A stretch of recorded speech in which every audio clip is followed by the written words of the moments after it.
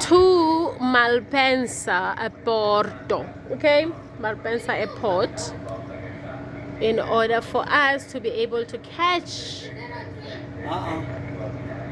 our flight back home, which will take us from here, from Malpensa Airport to Dubai, from Dubai to Cape Town. It's quite a long way. Yeah, it's quite a long way to go.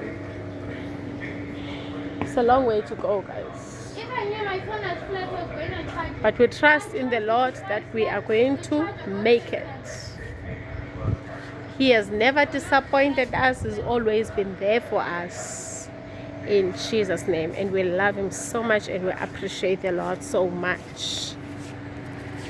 For we know there is no other God but Jesus.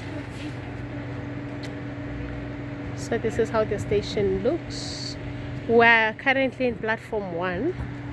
This is where our train's supposed to be. Yeah, this is where we're gonna get our train.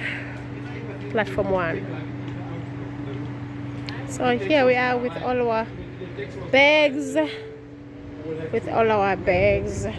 I couldn't take a video in the hotel room because I was in a hurry.